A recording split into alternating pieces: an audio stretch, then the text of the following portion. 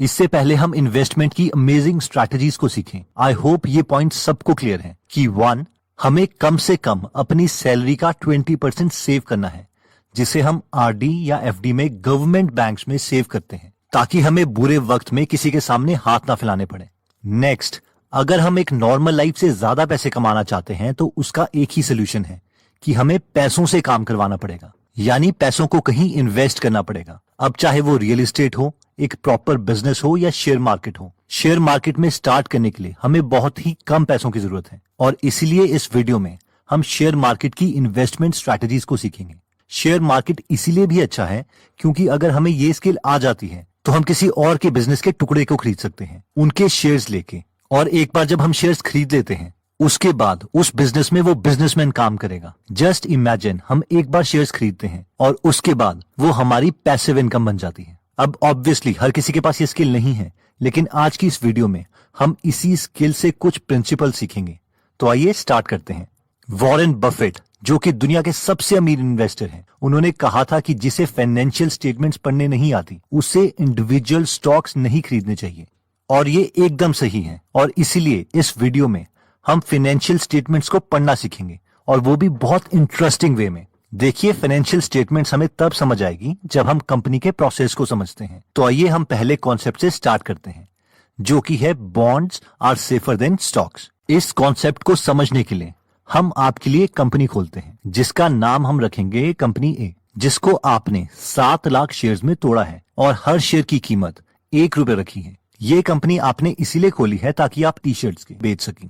अब आप जब इस बिजनेस की कैलकुलेशंस करते हैं तो आपको पता चलता है कि इस बिजनेस के लिए स्टार्टिंग में आपको 10 लाख रुपए चाहिए। अब क्योंकि आप समझदार हैं, इसलिए आप सोचते हैं कि इस बिजनेस में सारे पैसे मैं खुद के क्यों इन्वेस्ट करूं। आप कंपनी ए में सिर्फ 5 लाख रुपए इन्वेस्ट करते हैं और 5 लाख शेयर्स के ओनर बन जाते हैं। लेकिन बाकी के 5 लाख रुपए कहां से आएंगे? आप अपने 2 दोस्तों से बात करते हैं और वो दोनों दोस्त आपको पैसे देने के लिए राजी हो जाते हैं। आपका पहला फ्रेंड राम आपको 3 लाख रुपए देता है, जिसके बदले उसे आपकी कंपनी से 3 लाख का बॉन्ड सर्टिफिकेट चाहिए। अब आप बोलेंगे, ये बॉन्ड सर्टिफिकेट क्या है? बॉन्ड बेसिकली एक सर्टिफिकेट है जिसमें लिखा हुआ है कि आप अपने दोस्त को 3 लाख रुपए वापस करेंगे विद इंटरेस्ट, जस्ट एक लोन की तरह जो आपने बैंक के बजाय अपने दोस्त से लिया है। और इसके बाद आपका दूसरा दोस्त श्याम भी आपको 2 लाख रुपए देने के लिए राजी हो जाता है, लेकिन इस 2 लाख रुपए के बदले उसे आपकी कंपनी में 2 लाख शेयर्स चाहिए ₹1 के हिसाब से, यानी आप उसे अपनी कंपनी में 2 लाख की इक्विटी देंगे। तो अब हम आपकी कंपनी ए की बैलेंस शीट बनाते हैं। तो एक कंपनी की बैलेंस शीट में बेसिकली 2 चीजें होती हैं,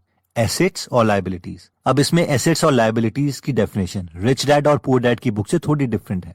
एसेट्स वो चीजें हैं जो कंपनी ओन करती है, जैसे कि कोई कैश, प्रॉपर्टी, कोई मैकेनिकल टूल जो कंपनी को चलाने के लिए चाहिए, एक्सेट्रा। जबकि लायबिलिटीज वो चीजें हैं जो कंपनी को किसी को देनी है, फॉर एग्जाम्पल बैंक लोन या बॉन्ड्स की फॉर्म में लिया हुआ लोन, या फिर इक्विटी से कलेक्ट हुआ पैसा जो कि शेयर होल्डर्स को वापस देना है। तो आपकी कंपनी ए की बैलेंस शीट कुछ इस तरीके से दिखाई देगी, जिसमें लेफ्ट साइड में आएगा एसेट्स और राइट साइड में आएगा लायबिलिटी। आपके पास एसेट्स हैं सिर्फ 10 लाख रुपए की टी शर्ट्स के, क्योंकि आपने अपना सारा पैसा इसी में इन्वेस्ट कर दिया। जो 5 लाख रुपए आपने खुद इन्वेस्ट करे थे, 3 लाख रुपए जो आपके फ्रेंड राम ने दिए थे और 2 लाख रुपए जो आपके फ्रेंड श्याम ने दिए थे।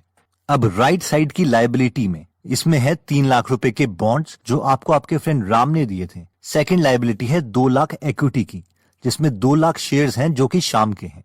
और थर्ड लायबिलिटी जो कंपनी के ऊपर है वो है आपकी, जो कि है 5 लाख शेयर की, क्योंकि 5 लाख आपने भी कंपनी को दिए हैं। अब आपको लगेगा कि ये लायबिलिटी में मेरे शेयर्स की इक्विटी कैसे आ गई?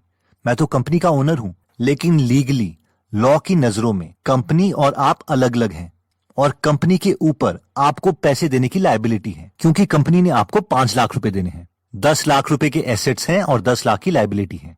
अब सवाल आता है कि अगर आपका ये बिजनेस चला ही नहीं और वो फेल हो जाता है तो? अब क्योंकि आपके पास 10 लाख की टी शर्ट्स हैं तो आप मार्केट में जाते हैं उसे बेचने के लिए, लेकिन दुकानदार आपको सिर्फ 3 लाख रुपए देता है, क्योंकि उसकी नजरों में आपके 10 लाख की टी शर्ट्स की कीमत सिर्फ 3 लाख रुपए है। I am sorry for the loss. अब आपके लॉस के लिए सॉरी, बट मेन पॉइंट ये है कि ये जो 3 लाख रुपए आपकी 10 लाख की टी शर्ट को बेच के मिले हैं, वो किसको जाएंगे? आपको, आपके फ्रेंड राम को जिसने आपको 3 लाख रुपए दिए थे बॉन्ड्स के लिए, या आपके फ्रेंड श्याम को जिसने आपको 2 लाख रुपए दिए थे स्टॉक्स के लिए। अब आप सोचेंगे कंपनी तो मेरी है, कम से कम ये 3 लाख रुपए मैं तो रखूं। लेकिन ऐसा नहीं होगा, ये 3 लाख रुपए आपके फ्रेंड राम को जाएंगे। जिसके पास कंपनी के बॉन्ड्स हैं, यानी जब भी कंपनी बैंकरप्ट होती है तो उसके एसेट्स को बेच के सबसे पहले बॉन्ड्स ओनर को पैसा दिया जाता है, यानी bonds are safer than stocks. Next concept आता है लिक्विडिटी ऑफ एसेट्स। अब हम मान के चलेंगे कि आप एक बिजनेस ओनर नहीं हो बल्कि एक इन्वेस्टर हो, यानी कंपनी ए आपकी कंपनी नहीं है, लेकिन मार्केट में ये नई नई कंपनी आई है जिसके पास 10 लाख के एसेट्स हैं। वहीं पर एक और कंपनी आपको दिखती है, कंपनी बी, जिसके पास सिर्फ 8 लाख के एसेट्स हैं, और आपको एज एन इन्वेस्टर इन दोनों कंपनी में से एक में इन्वेस्ट करना है। तो आप अपने पैसे किस में इन्वेस्ट करोगे, कंपनी ए में या कंपनी बी में? हम में से कई लोग सोचेंगे कि कंपनी ए में 10 लाख के एसेट्स हैं, लेकिन कंपनी बी में कम एसेट्स हैं, तो कंपनी ए एक ज्यादा राइट चॉइस है। लेकिन इस केस में ये गलत है। अब आप पूछेंगे क्यों? क्योंकि अगर हम कंपनी बी की बैलेंस शीट को ध्यान से देखें तो इसमें जो 8 लाख के एसेट्स हैं वो गोल्ड है, यानी सोना है, जिसका मतलब है कि कंपनी बी के पास जो एसेट्स हैं उनकी लिक्विडिटी ज्यादा है एज कम्पेयर टू कंपनी ए। यानी अगर कल को कंपनी बी बैंकरप्ट होती है तो इसके एसेट्स बहुत जल्दी बिक जाएंगे। और अगर आपने इस कंपनी के बॉन्ड्स में इन्वेस्ट किया है तो आपके पैसे और रिटर्न काफी सेफ है, यानी ऐसी कंपनीज को प्रेफर करें जिसके एसेट्स की लिक्विडिटी ज्यादा हो। नेक्स्ट कॉन्सेप्ट कहता है कि buy stocks if market value is less than intrinsic value. ये कॉन्सेप्ट कुछ इस तरीके से है कि अगर आपको 30 लाख रुपए में कोई घर मिल रहा है तो आप उसे उसी वक्त खरीद लो, अगर आपको पता है कि उस घर के अंदर एक सेफ है और उस सेफ के अंदर 30 लाख रुपए हैं और वो सेफ आपको घर के साथ जरूर मिलेगा। अब आप बोलोगे सर कंपनीज के साथ ऐसा थोड़ी ना होता है, तो इसे हम एक और एग्जांपल लेके समझ लेते हैं।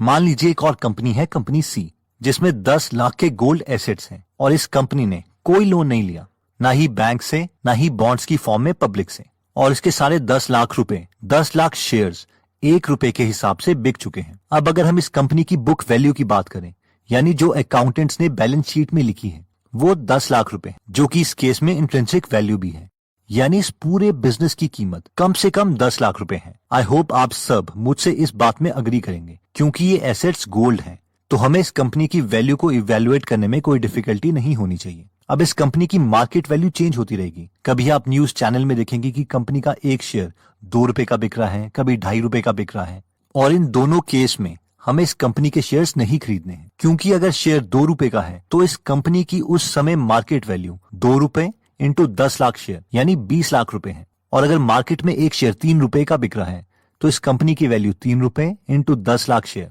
इक्वल टू 30 लाख रुपए है। लेकिन जिस वक्त मार्केट में एक शेयर 90 पैसे का मिल रहा होगा, यानी 1 रुपए से कम का मिल रहा होगा, तो उस समय इस पूरी कंपनी की कीमत 90 पैसे इंटू 10 लाख शेयर यानी 9 लाख हो जाएगी। यानी इस समय हमें मार्केट ये कंपनी इसकी असली वैल्यू से सस्ते में मिल रही है और इस समय हमें ये कंपनी खरीद लेनी चाहिए। अब हो सकता है कि हमारे पास 9 लाख रुपए ना हो इस पूरी कंपनी को खरीदने के लिए, लेकिन अपनी पॉकेट के अकॉर्डिंग हम इसके मैक्सिमम शेयर्स खरीद सकते हैं, क्योंकि हमें पता है कि हमारा प्रिंसिपल सेफ है। इसे Warren Buffett margin of safety भी बोलते हैं, यानी कंपनी को हमेशा उसकी रियल वैल्यू से सस्ते में खरीदो और अपने प्रिंसिपल को रिस्क में मत डालो, क्योंकि अगर एक बार प्रिंसिपल चला गया तो कंपाउंडिंग का जादू कभी काम नहीं करेगा। अब आप बोलेंगे सर ये एग्जांपल्स तो आप खुद बना के बोल रहे हैं, ऐसी अपॉर्चुनिटी मार्केट में थोड़ी ना मिलती है। लेकिन ऐसी अपॉर्चुनिटीज हर वक्त मार्केट में मिलती रहती हैं, लेकिन हमें हर वक्त कंपनीज के फाइनेंशियल स्टेटमेंट्स को एनालाइज करते रहना पड़ेगा और उसकी ट्रू वैल्यू हमें पता होनी चाहिए। फॉर एग्जाम्पल 2001 में एनर्जी कंपनी के स्टॉक सस्ते हो गए थे, सबको लगा मार्केट में डिप्रेशन है। उस समय एक ड्रिलिंग कंपनी थी जिसका नाम था पैटरसन यूटीआई एनर्जी, जिसका शेयर का प्राइस उसकी टोटल इक्विपमेंट की मार्केट वैल्यू से भी सस्ता मिल रहा था। इस समय इस कंपनी के पास 350 इक्विपमेंट्स थे जिसकी मार्केट वैल्यू $2.8 बिलियन थी, जबकि शेयर प्राइस के अकॉर्डिंग अगर आपको इस कंपनी के सारे शेयर्स खरीदने पड़े तो वो $1 बिलियन के हिसाब से मिल रहे थे, यानी इसकी मार्केट वैल्यू इंट्रिंसिक वैल्यू से कम थी। अगर ये कंपनी पूरे तरीके से फेल भी हो जाती तो भी इन्वेस्टर्स का पैसा नहीं डूबता, और ऐसा ही हुआ। जिन लोगों को वैल्यू इन्वेस्टिंग की नॉलेज थी उन लोगों ने इस कंपनी के बहुत सारे शेयर्स खरीद लिए। अब हुआ ये कि कुछ टाइम के बाद ऑयल प्राइस बढ़ने लग गए और इस कंपनी के शेयर प्राइस भी बढ़ गए, तो इन्वेस्टर्स को डबल फायदा हो गया। नेक्स्ट कॉन्सेप्ट कहता है कि be aware of intangible assets. अब दोबारा से हम एक एग्जांपल लेते हैं। हमारे पास ऑप्शन था एक गोल्ड की कंपनी बी में इन्वेस्ट करने के लिए, जिसके पास 8 लाख के एसेट्स थे, वो भी गोल्ड में। लेकिन आपके पास एक और कंपनी है, कंपनी डी, ये भी गोल्ड की कंपनी है और इसमें एसेट्स हैं 12 लाख रुपए के। ये दोनों कंपनी में 8 लाख के शेयर्स हैं जो कि 1 रुपए के हिसाब से मिल रहे हैं। तो अब सवाल ये है कि आप कौन सी कंपनी में इन्वेस्ट करोगे, कंपनी बी या कंपनी डी। अगर आप इन कंपनीज की फाइनेंशियल स्टेटमेंट्स को नहीं देखते तो आपको लगेगा यार कंपनी डी ज्यादा ठीक है, क्योंकि इस कंपनी की मार्केट वैल्यू कम है और वैसे भी दोनों कंपनीज गोल्ड की हैं, यानी एसेट्स की लिक्विडिटी बराबर है।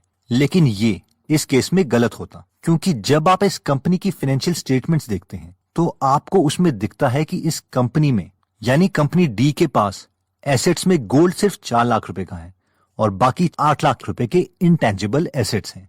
अब आपको समझ नहीं आता कि ये इंटेंजिबल एसेट्स कौन से हैं, इसलिए आप कंपनी डी में कॉल करते हो तो वो आपको बताते हैं कि कंपनी डी ने जो रिसेंटली अमिताभ बच्चन के साथ ऐड की थी इस कंपनी को प्रमोट करने के लिए, तो उसमें 8 लाख रुपए लग गए थे और यही कंपनी का एसेट है जो कि उन्होंने अपनी फाइनेंशियल स्टेटमेंट में एसेट्स के कॉलम में लिखा है। अगर आप कंपनी डी को एनालाइज करो तो आपको भी पता है कि ये ऐड की वीडियो कोई रियल एसेट नहीं है और बैंक्रप्सी के केस में इसे बेचा नहीं जा सकता, इसलिए कंपनी डी की वैल्यू सिर्फ 4 लाख रुपए है, यानी एक शेयर की वैल्यू 4 लाख रुपए डिवाइडेड बाय 8 लाख रुपए 50 पैसे है। मार्केट में ये चाहे जितने का भी बिक रहा हो और जिस दिन इसके हर एक शेयर की कीमत 50 पैसे से कम हो जाएगी हम इस कंपनी के शेयर्स उसी वक्त खरीदेंगे। तो दोस्तों इस वीडियो में हमने देखा था कि हमें कंपनी के शेयर्स तभी खरीदने चाहिए जब हम उसकी फाइनेंशियल स्टेटमेंट्स पढ़ना जानते हो, वरना म्यूचुअल फंड्स या बाकी चीजों में ही इन्वेस्ट करें। वैसे फाइनेंशियल स्टेटमेंट में 3 स्टेटमेंट्स होती हैं, इनकम स्टेटमेंट, बैलेंस शीट और कैश फ्लो स्टेटमेंट। इस वीडियो में हमने बैलेंस शीट के बहुत ही बेसिक प्रिंसिपल्स को टच किया है।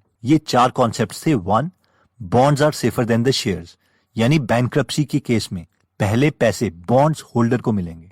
सेकंड कॉन्सेप्ट में हमने देखा था कि कंपनी के एसेट्स में ये देख लें कि उनकी लिक्विडिटी ज्यादा है, यानी बैंक्रप्सी के केस में ये ना हो कि कंपनी के एसेट्स कोई खरीदे ही ना। थर्ड हमने देखा था कि शेयर्स हमें तभी खरीदने चाहिए जब मार्केट में शेयर्स का प्राइस उसकी इंट्रिंसिक वैल्यू से कम है, जिसे वॉरेन बफेट वैल्यू इन्वेस्टिंग बोलते हैं। और फोर्थ पॉइंट हमने देखा था इंटेंजिबल एसेट्स का, यानी कई बार कंपनी अपनी ज्यादा वैल्यू दिखाने के लिए इंटेंजिबल एसेट्स को एसेट कॉलम में दिखा देती है, इसलिए हमें फाइनेंशियल स्टेटमेंट को पूरा पढ़ना जरूरी है। अब नेक्स्ट सवाल आता है कि हम फाइनेंशियल स्टेटमेंट्स को पढ़ना कैसे सीखें, इसमें और अच्छे कैसे हों। तो इन माय जेन्युइन ओपिनियन ये आपको कोई यूट्यूब वीडियो नहीं सिखा सकती। इसके लिए आपको मैं 4 बुक सजेस्ट कर सकता हूँ। पहली बुक है security analysis by Benjamin Graham, second book है intelligent investor by Benjamin Graham, third है the essays of Warren Buffett by Lawrence Cunningham और फोर्थ है the interpretation of financial statement by Benjamin Graham. तो अगर आपको बिल्कुल भी अकाउंटिंग नहीं आती तो पहले the interpretation of financial statements bye Benjamin Graham से स्टार्ट करें, जिसके बाद ही आपको सिक्योरिटी एनालिसिस बुक समझ आएगी। आपने देखा होगा कि इन 4 में से 3 बुक्स बेंजामिन ग्राहम ने लिखी हैं, जो कि वॉरेन बफेट के गुरु थे। अब अफसोस की बात यह है कि वॉरेन बफेट ने कोई बुक नहीं लिखी, लेकिन वो हमेशा अपनी वेबसाइट में एसेज और लेटर्स लिखते हैं अपने शेयर होल्डर्स के लिए, जिसे कंपाइल किया गया है the essays of Warren Buffett में। दोस्तों अगर आप सीरियस हैं इन्वेस्टिंग में तो आपको ये बुक्स जरूर खरीदनी चाहिए। ये एक डिक्शनरी की तरह है जिसकी जरूरत आपको बार बार पड़ेगी, तो इन बुक्स का लिंक मैं डिस्क्रिप्शन में दे दूंगा। नेक्स्ट सवाल आता है कि हम किस प्लेटफॉर्म को यूज करें शेयर्स खरीदने के लिए। इसमें तो बहुत पेपर वर्क रिक्वायर्ड होगा, या कोई ऐसा तरीका है जिसमें पेपर वर्क बहुत कम हो। तो जो मैं मेथड आपको बताने वाला हूं उसमें सिर्फ पैन कार्ड ही रिक्वायर्ड है और हम स्टॉक मार्केट की दुनिया में अगले 15 मिनट में एंटर कर सकते हैं। इस प्लेटफॉर्म का नाम शायद आपने ऑलरेडी सुना होगा, जो कि है अपस्टॉक्स। अब सवाल आता है कि अपस्टॉक्स है क्या और इसमें हम क्या क्या कर सकते हैं। फर्स्ट, इसमें हमारा फ्री डीमैट अकाउंट बन जाएगा जिससे हम कम से कम 600 रुपए बचा सकते हैं। सेकंड, इसमें 28,000 रुपए के और भी बेनिफिट्स हैं जिसकी डिटेल्स मैं डिस्क्रिप्शन में दे दूंगा। फोर्थ, ये ऐप के प्ले स्टोर में 1 बिलियन से ज्यादा डाउनलोड्स हैं और रिव्यूज भी अच्छे हैं, यानी लोग इससे सेटिस्फाइड हैं। और फाइनली इसमें हम म्यूचुअल फंड्स भी खरीद सकते हैं। तो अपस्टॉक का लिंक और उसकी पूरी डिटेल्स मैंने डिस्क्रिप्शन में दे दी है, जिससे आप ये ऐप डाउनलोड कर सकते हैं। अब कई लोगों को लगता है कि अपस्टॉक्स कहीं फ्रॉड तो नहीं है, हम अपने पैसे इन्हें क्यों दें। तो पैसे इनके पास नहीं जाते हैं, अपस्टॉक वाले सिर्फ एक ब्रोकर हैं, क्योंकि बिना ब्रोकर के हम शेयर्स नहीं खरीद सकते और हम अपने शेयर्स अपने अकाउंट में देख सकते हैं कि एक्चुअल में हमें उस कंपनी के शेयर्स मिले भी हैं या नहीं। और अपस्टॉक्स सेबी यानी security and exchange board of India से रेगुलेटेड है। दोस्तों अगर आप द इंटेलिजेंट इन्वेस्ट